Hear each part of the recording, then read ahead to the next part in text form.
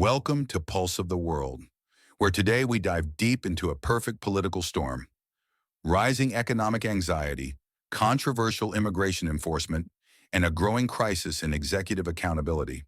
The tension is palpable as President Trump's tariff flip-flops destabilize markets, and a constitutional confrontation looms over the deportation of a man the Supreme Court says should be brought back, but hasn't been. Veteran Democratic strategist James Carville has emerged with a blistering op-ed calling on his party to reclaim the economic high ground and not to abandon the Constitution in the process. Let's start with the economy.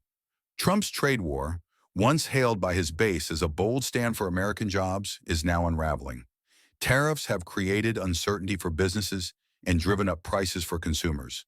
From soybean farmers in the Midwest to tech companies on the West Coast, industries are bearing the brunt of erratic economic policy. A single tweet can send markets into chaos, and investors are growing weary.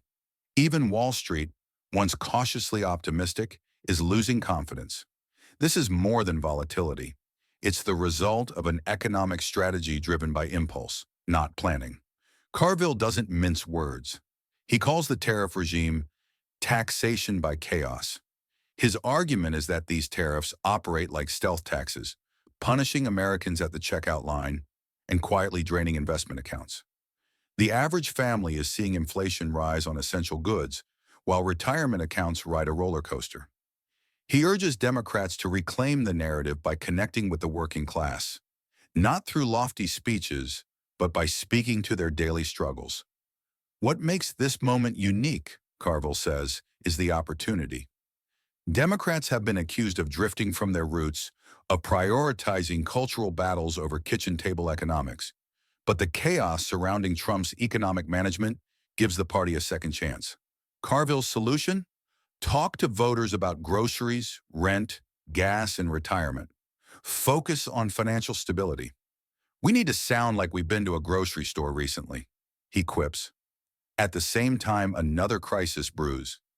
The illegal deportation of Abrego Garcia, a Salvadoran man legally entitled to be in the U.S. multiple federal courts, including the Supreme Court, ordered his return. Yet the Trump administration has refused. This is no mere bureaucratic error. It's an open defiance of the rule of law. Legal scholars are alarmed. They say this sets a precedent that could erode the judicial system. If the president can ignore court orders, what comes next? The rule of law is not optional. It's foundational. And Carville believes Democrats must not shy away from making that case. He warns that while economic issues may lead headlines, defending democratic norms is equally vital. "You can't have a strong economy and a broken democracy," he says. Trump, for his part, seems undeterred. In a tense Oval Office exchange with Salvadoran President Nayib Bukele, Trump deflected responsibility for Garcia's return.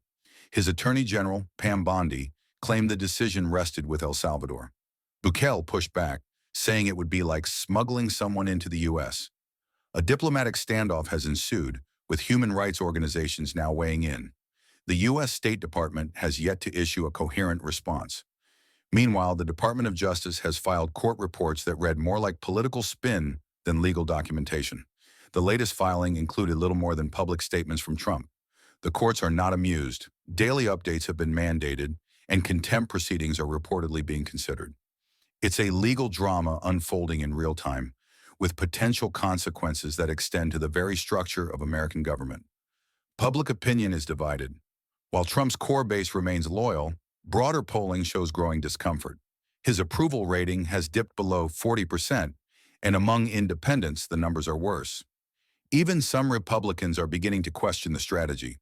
Behind closed doors, there is talk of distancing the party from Trump ahead of the midterms, but few are willing to say so publicly. James Carville argues that Democrats need to step into the vacuum with clarity, with conviction, with a message that is both economic and constitutional. It's not just about how much you pay for milk. It's about whether your vote still counts. It's about whether our laws mean anything, he says. He urges Democratic candidates to frame their message as one of national repair. Restore economic confidence. Respect institutions. Represent the forgotten majority. He calls for a new generation of messaging that doesn't condescend or confuse but connects. That focuses on working families, single parents, retirees, young people buried in student loans, all the groups he believes have been ignored in recent cycles. The political landscape is shifting.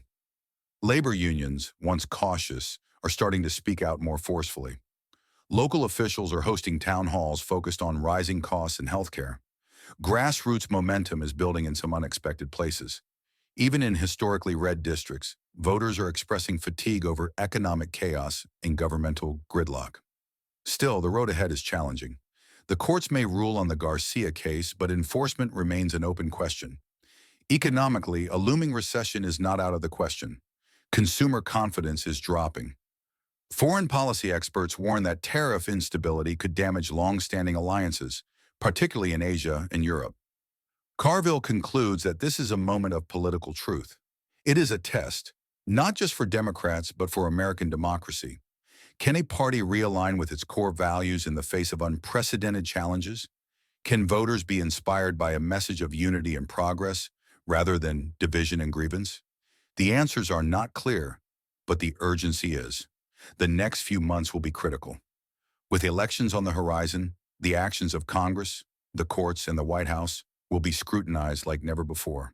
Carville's warning is simple.